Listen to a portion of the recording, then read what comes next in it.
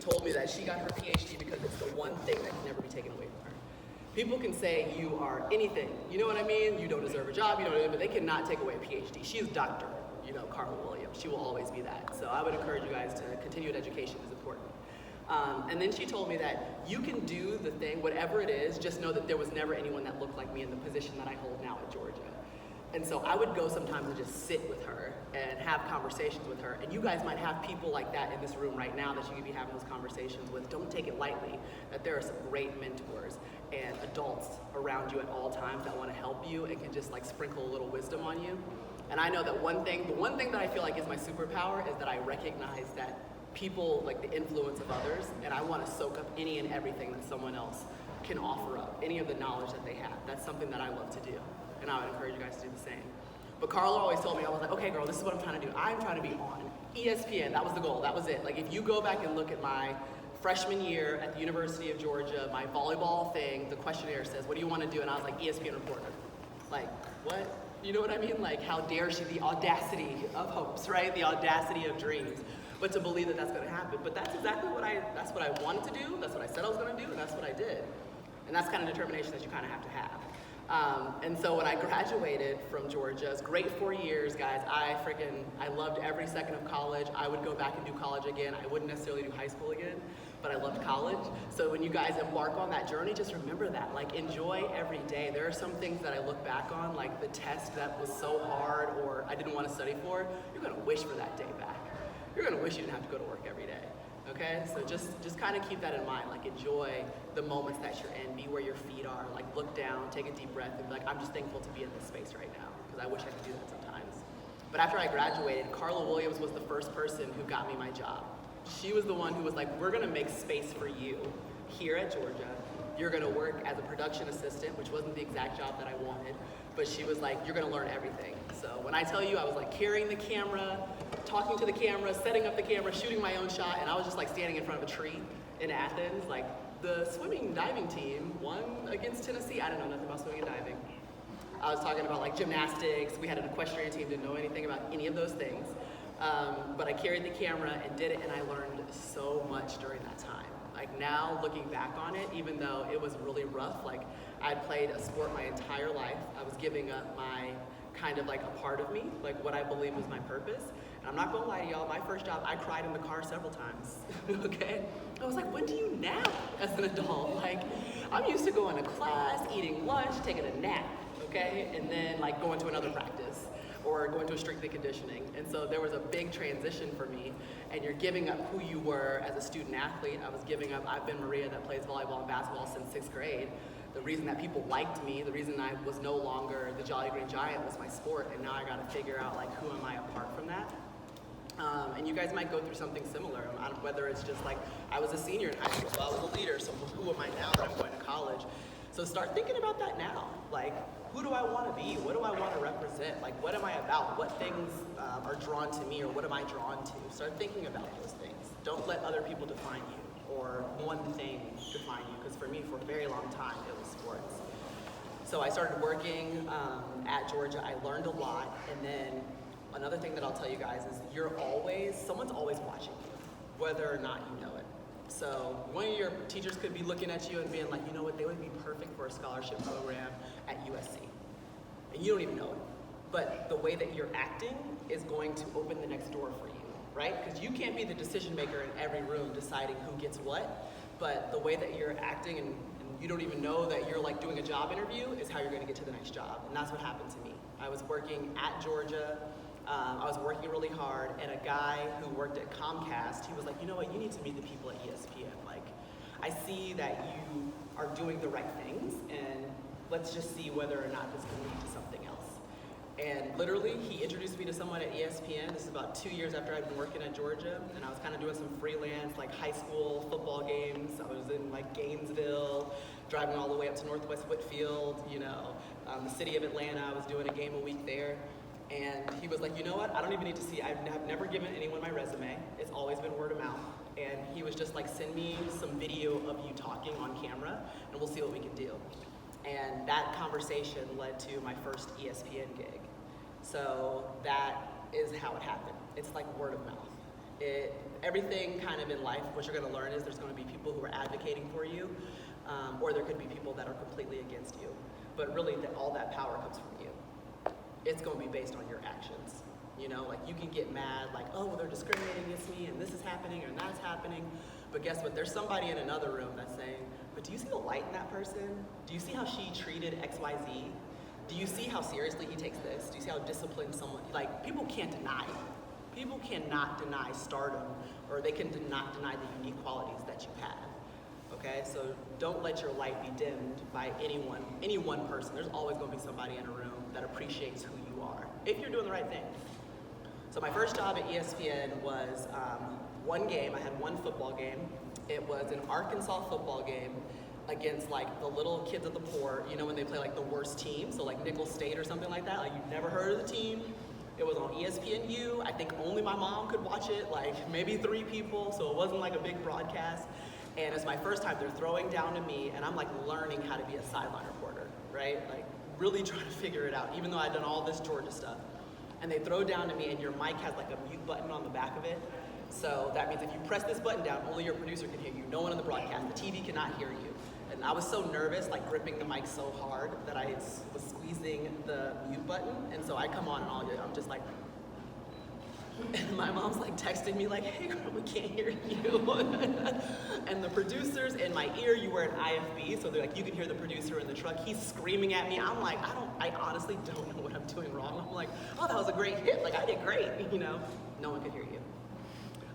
And I just remember, so the rest of the game, because now the producers yelled at me. It was my first time meeting any of the people. Like the guys in the booth are like, this girl, I'm thinking this, they're like, this girl's trash.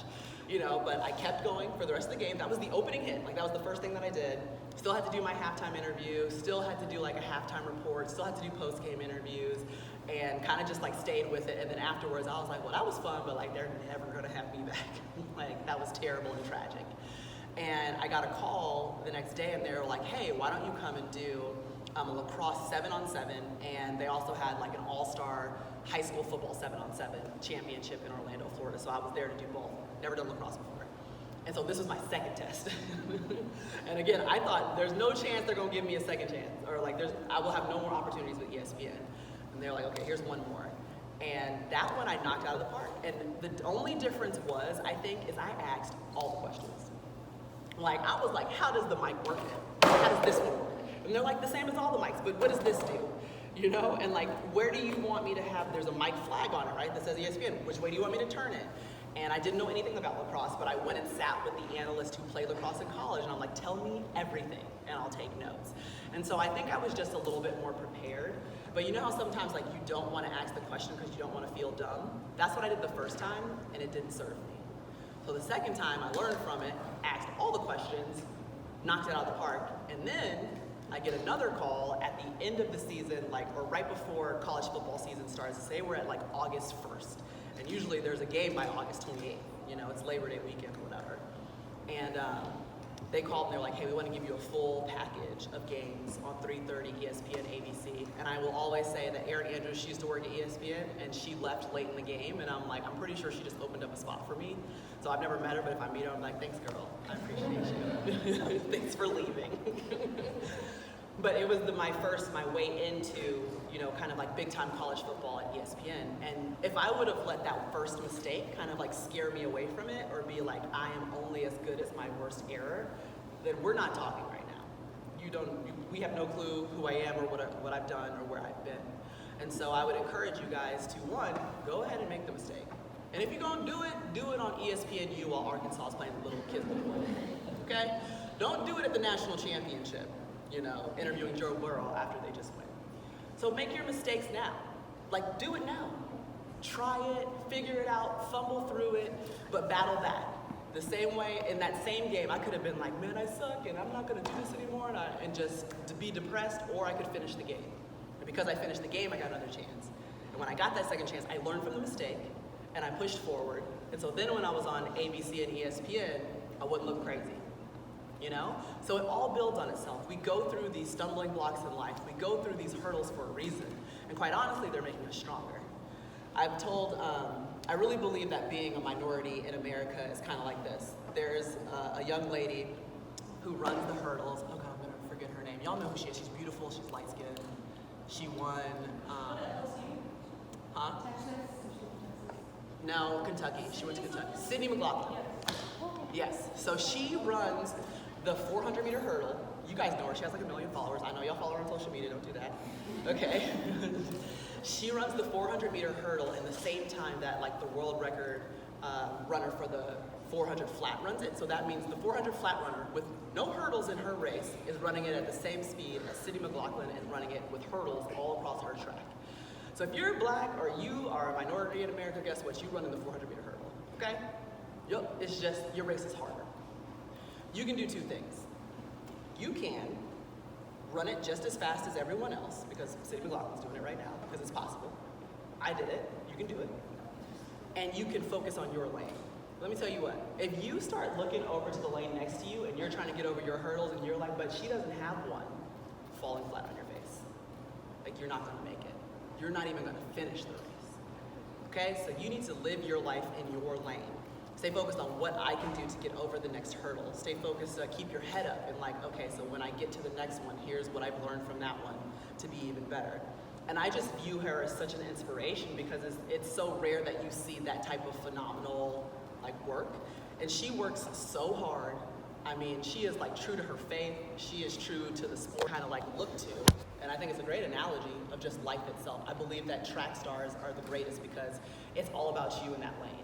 It's all about you in the race. In any other sport, in volleyball, you know, I can have a great pass or I can have a great block and then someone can go back and serve the ball into the net. And it's like, well, what was that for? You know, I can knock down a three and then someone leaves their man open and they hit a three. But if you are in track, like you are racing yourself. Serena Williams, she plays tennis against herself. She's not even going against the other person on the other side of the net anymore. I had a chance to interview her for a corporate event, and that's literally what she said. She was like, I never thought I was gonna lose. You know, like, she never thought that. And I was like, well, how did you feel when like you were in Australia and they didn't like you and your sister because you were black and they were booing you? And she was like, we fed off of it, what do you mean? You know, she was like, I would literally be in the locker room and if they were booing and screaming, I'd be like, oh, Venus is up, this is great, you know? So you just have to remember that, what are you doing it for? Like, are you doing it for a round of applause? Are you doing it for a pat on the back? Are you doing it because, you know, you want to make other people happy, or is it intrinsic? Like, are you motivated by yourself? Being better than the last version of whatever you did. Because if that's true, then guess what? You're going to be great in life. You're going to push. You're not comparing yourself to other people. You're running your own race, staying in your own lane. You got your own hurdles, and guess what? You're going to be stronger than everybody else by the time the race is over. Halfway through the race, you're going to be stronger. Bigger track, faster, stronger. And that's the challenge that you guys are about to embark on and face. Because right now you're being coddled, you're at home, and it's cute. But when you get out into the real world and you hear some real things, okay, told to you, might maybe not even be explicitly told to you, but you can feel it, how are you going to handle it? And you're like, you know what, I'm not battling you. This is not about you. This is about me and how I'm about to respond to this, you know? So flash forward, I'm going to take you guys to kind of where I'm at now in life. So I worked for ESPN for 10 years, and that's a long time. I'm not that old, obviously. I started when I was like 18.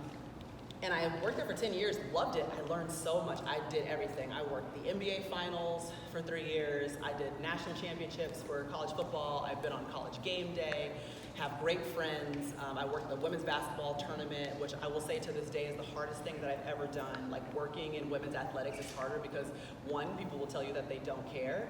And two, you just have to do twice as much of the work because we don't have researchers, we don't have a bunch of producers or whatever. And I always found that like the best part. Like, I felt most rewarded when I could be like there when A'ja Wilson, who's now been a WNBA, has like, she's won 100%.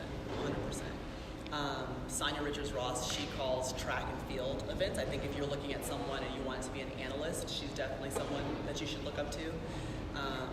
LaChina Robinson, she does women's basketball, but she also can host, so she could kind of host anything. She's like hosted WNBA drafts and stuff like that. I think she's great. So no, you're right. There's a lot more women of color kind of coming up that you're seeing, being able to push the boundaries in roles that we not used to seeing them in, right? Lisa Salters is another great one. I think she's so great at her job. In high school, did you know, like, I know you said it was like freshman college, like you knew then, but like in high school, was there like was that something specific you always wanted, or did you have to still like find your own? No. High school, I was a health science track kid. And I did the part internship where I would go to my pediatrician's office and sit there every other day. So I thought I was like, oh, I could be a team physician one day or something like that. I took biology my freshman year in college, and I was like, I'm not doing this. So it's 100% okay. Like, the dreams change, the ideas you have for yourself can change, the majors can change. You just have to stay in tune with yourself. And every time I made a left turn or whatever, my parents were like, that's fine, you'll figure it out. I never felt any resistance, which I'm really thankful for. But I would encourage you guys, even if you do feel resistance, you do have to be true to yourself, because you don't want to be doing something for the rest of your life that you're not interested in, or that just doesn't suit you. Like, biology doesn't suit, I'm not good at math, so I'm not going to do organic chemistry. I'm not going to do it. But you guys be better than me, push whatever math, great, I love it. But find what works for you, find your strengths, find what speaks to you. There should be multiple things that add up to what you become after, high school and college. Do you have any stress or anxiety with being on air, or if you do, how do you get over it? I used to have it a lot. I don't really anymore. I used to always say it feels like a roller coaster, it's all cute and you want to get on it, and then you start click, click, click up to the top, and you're like, why? Why would I even do this? This is so dumb. I could embarrass myself in national television, and people could be talking about me for the next 2 minutes, because that's how long it lasts on social media. But then you get on the ride and you're like, oh, this is fun because I enjoy it and it's exhilarating and whatever. And so that's how I view it. But once you're in the seat, there's really no looking back. When that red light comes on, it's a performance. And a lot of it for me, coming from an athletic background, is same thing. In a game, it's a performance. And so you show up, and you're gonna make mistakes and you're gonna have issues, but then it's I'm gonna try to beat myself from the last time. But when I would get really tight, I would say sideline reporting was my most anxious moments, because it's very short snippets.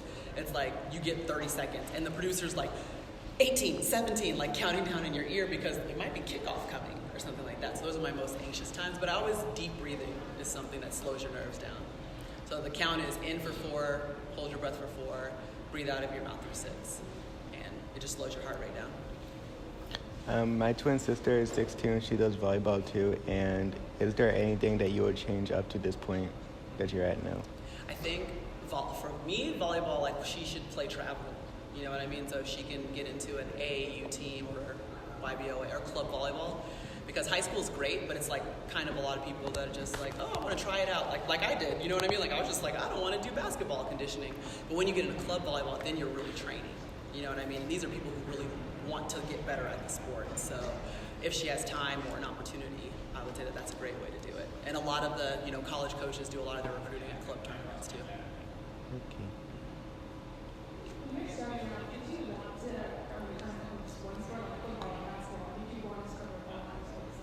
And I only wanted to do women's basketball and volleyball. Those are my 2 sports, So I was I know these, I'm comfortable with these, that's all I want to do. And that's where I started. I did women's basketball games and women's volleyball games, and then they were but you also have to do football. And so I think what I learned was, if I would like to make money in the industry and really, excel my career, then I have to do football. But I never wanted to not do all the other sports. So even at NBC, I still get to do Olympic volleyball. I'm still there. I go to the women's basketball games and make sure that I'm there when they're winning the gold medal or whatever I can when I have those opportunities. And to be honest, when I was doing the Olympics, I was I can't save so much money being Tokyo Olympics, you know what I mean? And all of our marketing and ad dollars were going to that, where I came from a place where it was we don't want to spend any money on women because no one watches. And it's the Olympics is driven by women. It's Cindy McLaughlin, Simone Biles, and, I don't know, Katie Ledecky and Michaela Schifrin. Everyone is women that's driving the conversations around the Olympics, which I found really cool. Would you say that you were extroverted in high school, or did you become more extroverted as you got? I think I always talked too much. Yeah, I definitely did.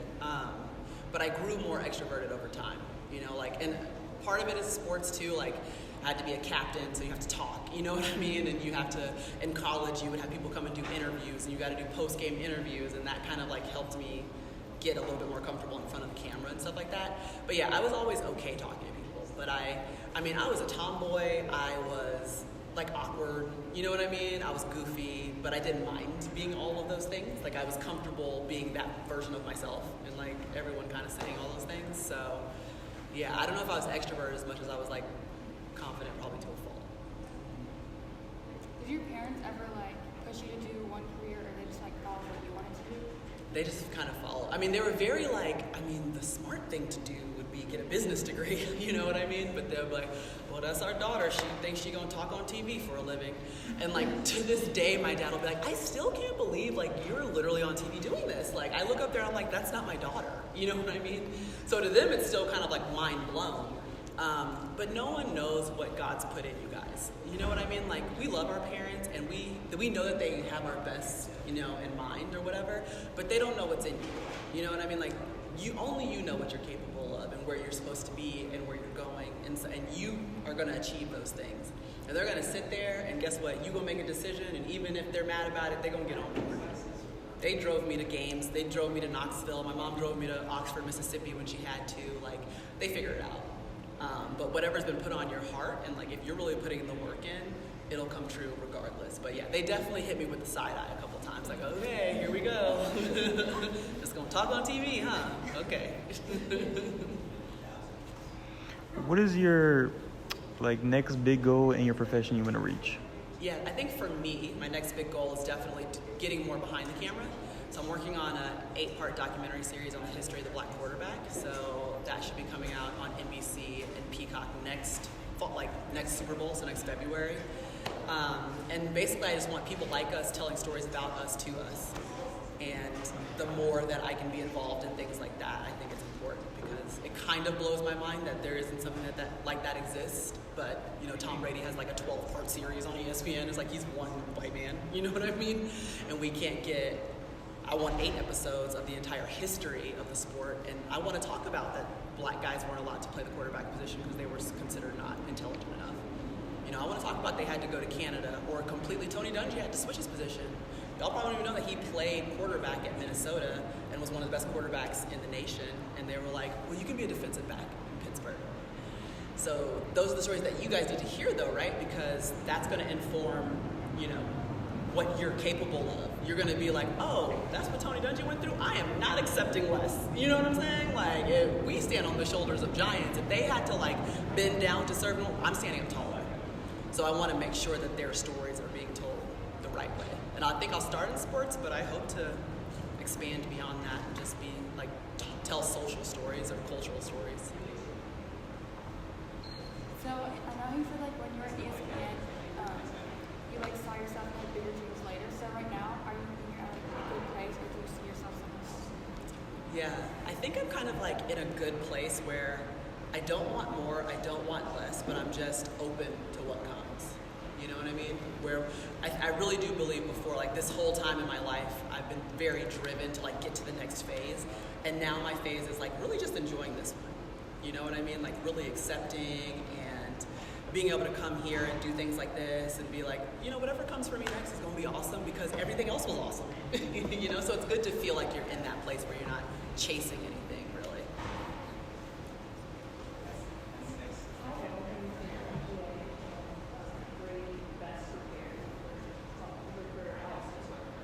Oh, they killed it. Like I go back to Grady all the time. I go back to Georgia. Georgia gave me my first job, as we talked about. Georgia introduced me to, you know, powerful black women that I knew were going to help me forever. My athletic director at the time was Damon Evans. We were the only Power 5 school at the time that had a black man in charge of the athletic department. Like that's where I came up, you know. And then on top of that, Grady, when I first told everyone, I was like, yeah, I want to work in sports. I remember my teacher's name was Professor Krasinski. He was like, well, girl, just get ready to be broke and never have a job because it's impossible to work in sports. And I just remember being like, okay, I'll show you. But I'm glad he was honest about it because it is really hard and you give up every single holiday and there are not a lot of jobs. And there was an honesty about the journalism school and they grinded you and you had to work really hard. Like, yeah, I'm not going to say it was easy, but it definitely prepared me for where I am now. And I will always speak to that. So if you guys are thinking about journalism or something like that, and now they have a sports certificate program. So they went from like, girl, you never gonna have a job or whatever and get paid, to now they have a sports certificate program. It's made all the difference for me. So, like when you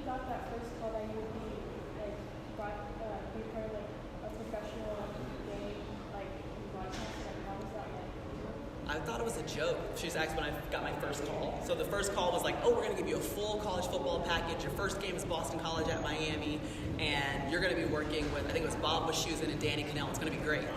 And I literally thought that they were kidding. I was like, y'all better not be playing on my phone. So until I got the offer, I basically didn't. Scary.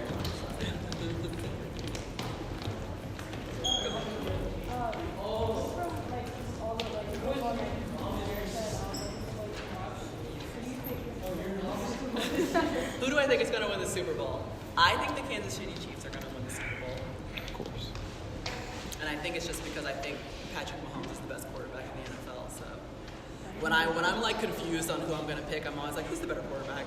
Better than Joe Burrow? Huh? You think he's better than I Joe definitely think he's better than Joe Burrow. Burrow? I'm sorry, question. You interviewed Joe Burrow, right? Huh? Yes. Who's his phone?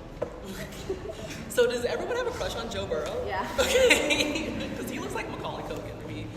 Oh my gosh, He kind of looks like that to me. But he's so cool. Like, he's investing in, there's supposed to be a professional volleyball league in the States, and he's like one of the initial investors. So I've been working with his dad on that. And so I think it's so cool that he's like, I'm into women's sports, you know what I mean? And I'm Joe Burrow. So, no, it was great talking to him. How did you feel when interviewing Serena Williams? I was nervous. Yeah, so you asked a question about being nervous. One time I was really nervous with Serena, and that should have been my answer for the person that I interviewed that was like the best all time. Because my mom and I had gone to see her at the U.S. Open, so we saw her play her final match, and then I got the call that I'd be able to do like a sit-down interview with her for an hour, and we just talked about everything. But it was great. It was just affirming. It was kind of like, okay, I understand how she got to where she got to, because she never took no for an answer. And I asked her a question about like equal pay, like, how did you decide that you were going to fight that fight? And she was like, there was never a time when I even thought I had an option not to fight the fight. You know what I mean? So like her take on everything was pretty extraordinary. What are some like athletes, like some people that athletes who have like use their voice to bring like shed a light on other sports and like use their voice. Yeah, athletes that have used their voice in a positive way. Kobe Bryant was doing a lot of NBA. He was at the women's basketball. I met Kobe Bryant at a women's basketball tournament, not doing the NBA, which is crazy, but that's how into it he was after he was finished. Chris Paul's another one. Kyrie Irving has said he would help pay for WNBA salaries. I think the guy, Kevin Durant, loves women's basketball. Like the first time I met him, he was at a Sweet 16 in Oklahoma watching Brittany Griner at Baylor play against Louisville while he was at OKC, and he was just there watching the game. Like he just wanted to watch women's basketball. So that is like a reminder to me though, that like when you have the power, because they have the power, they can change the narrative and they show up, you know, and make people talk about it or make it important. And when you guys have that opportunity or the power, black men, do it. Okay? Y'all got a privilege too.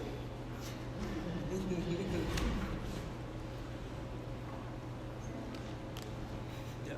When you are great, I know you did the sports at first, but when you are great, did you do anything besides like research news source or sports source or any kind of like My senior year that summer, because I wasn't playing volleyball anymore, I interned at Fox Sports South. So I would drive from Athens to Atlanta. I think it was like Tuesday, Thursday, and interned there. So I went to some Hawks games, and like all I was doing was like carrying the camera and like organizing tapes or whatever. But it was a good look into how a regional network works. So I would definitely recommend. It doesn't. I only did one. You know what I mean? So you don't have to go crazy. But if you have an opportunity to do something outside of just school, definitely take it. And that was a word of mouth thing too. I just went up to somebody when they were broadcasting our game, and I was like, "Where do you work?" And I was like, "How can I intern there?" And they just gave me an email. Was there ever a time that you were like, kind of like I don't know, like, I feel so seen in this industry, like, I know like this is something that I really do. Just like a click moment, like, this is something that like, I really, really good. She asked for a "Have I ever felt seen" moment, and I'm struggling to find one. So the industry itself, I don't think has like validated, doesn't validate black women. You know what I mean? So I don't think I felt seen. But the closest I can come to it is just like that meeting, or just the way that NBC has moved since I've been there. They've been very like we accept that you are good at this, and we will treat you no other way. Like, we'll treat you exactly the same. And so that's a first. As a former like volleyball player and basketball player, are there any like teams that or like athletes that you see like on the professional level or collegiate level that you think that other teams have something special? I think Giannis has something special because he didn't leave. He didn't go to a power team, but he like put in the work to get a championship there. And that the last NBA Finals that I worked was the one against Phoenix when they won in Milwaukee. So there's something to be said about that. And he was coming from a different country and like all the things that you could run into, and didn't bother. He barely spoke English when he got here, and now he's a world champion. Patrick Mahomes, I really believe, because remember, that's a guy who no one cared about. Like, he was not on draft boards or anything. He was coming out of Texas Tech, no one cared.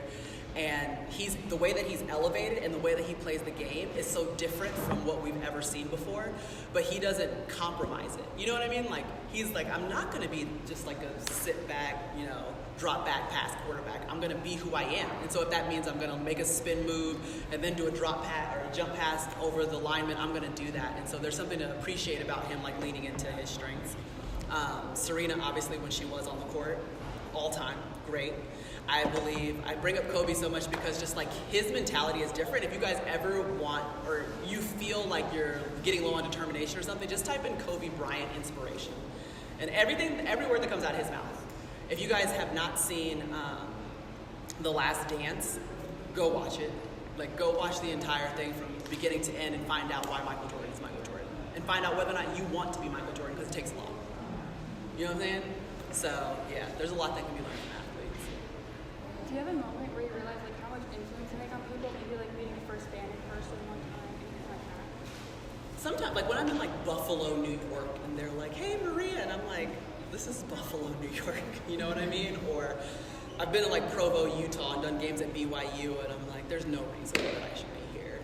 Like, and they're like, "Hey, black girl, we're Mormon, and you're cool." You know what I mean? Like that's it. It'll be times like that where I'm just somewhere that I never thought I would be, and someone responds to me, that I have that moment. What position did you play in volleyball? I was outside on the right side, never middle. So I remember watching this interview about like Serena and Venus, and like they would never really talk about their talent, almost like about like their outfits or like all these like things that weren't really like focusing on their talent and their sport, kind of shedding light on like how good at they were at what they do. Like, have you ever felt like you've like been a part of an interview like with other colleagues, and you feel like they're just not talking about the right things? Yeah, that's a way to minimize people. So the way that they minimize women in sports is to just talk about what they're wearing or how they look. And so that's kind of what Venus and Serena were going through, whether it was their body type. They weren't talking about like the athlete that they were on the court or the way that they played the game or strategized, because they don't want to. They don't want to talk about like, hey, you're great at the way you get in and out of breaks, or you know what I mean, you're so great at reading your co-hosts and stuff like that. They want to either build you up or bring you down based on something that's superficial, because then that means that there's no depth to you, And so that's something that, yes, it consistently happens. I mean, it happens to black male athletes too, where they're just like, they just become like, oh, he's a freak show. It's like, well, actually, you know what I mean? Like, he's putting in the time and watching all the film and doing this and that. It's like, well, he just does things that no one else can do. It's like, yeah, but you have to know when and where you can do it, and like Patrick Mahomes does. You know what I mean? So you guys should go and listen to the way that ESPN or anyone talks about certain athletes and compare and contrast what it sounds like when they're talking about them, because you'll hear the differences. And that's what we all call the unconscious bias. When you hear it, just start pointing it out. So I have this like fear of losing whenever I play like a tennis match or Yeah. something. I don't want to sign up because I'm afraid I'm gonna lose. Do you have any advice for that, or how to get over it? Yeah, I think that pressure is a privilege, so to even be in the position to be like competing is an opportunity. And so, and fear is too, because fear is something that like, it makes you better, it makes you more focused, it gets your muscles tighter, it like locks your brain in. So it's something that you need, you know what I mean? So I've always viewed fear and pressure as something that like makes me better. So you almost have to invite it in and like be like, all right, fear, I see you're here. How you gonna make me better? You know what I mean? Like, is that gonna like is it gonna make me cower? Or is it gonna make me like lean in even harder? Because this is a scary thing, So that's the decision that you can make. Fear is gonna be there. at any point in time, it could be a test, something like that. You have to decide how you're going to respond to it.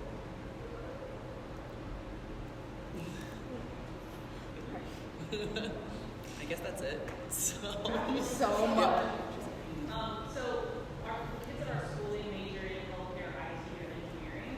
IT and engineering in particular is like super male dominated at school.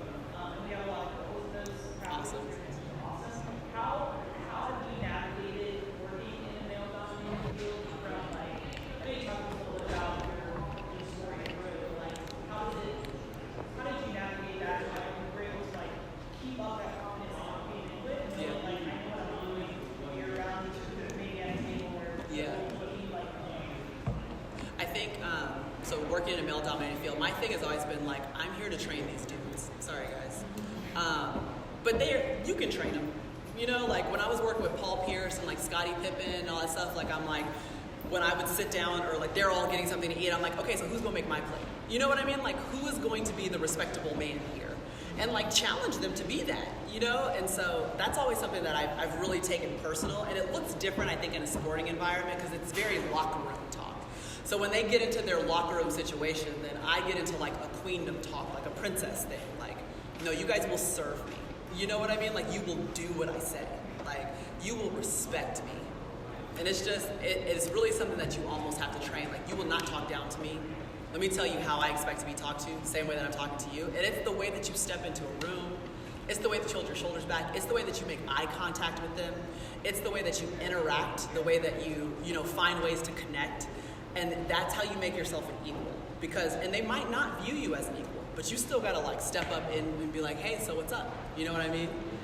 Like I've had conversations in rooms. There was a whole season I went where no college football coach would shake my hand when I went into production meetings. And that's because they were all men. And so the second year, I would stand up before anyone else did and be like, hi, my name's Maria Taylor. You know, so like you gotta go and meet them and train them to respect you. Unfortunately, it's just another job women have to do, but you're more than capable.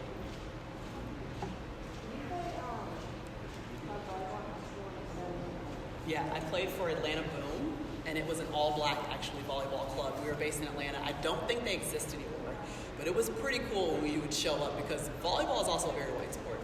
And we'd be like, hey! You know, like, we were stepping and doing all this stuff and, like, beating A5, and that was a fun time for me because I grew up in Alpharetta, and so you guys know what your school might look like. Like, it's typically, I know at Centennial, I think we were like maybe 10%-ish, maybe 8% black. And so when I played my sports, my AAU team was all black. We played for the Atlanta Dream for basketball, and then my club volleyball team was. And I was practicing like Adamsville, or we practiced at Campbell. So it was just like, I felt like I was still a part of the community. When I came back to high school, like sometimes I didn't feel like I always fit in, but when I was in my athletic mode, I had a space where it was just like, this is comfortable. Like I feel really good here.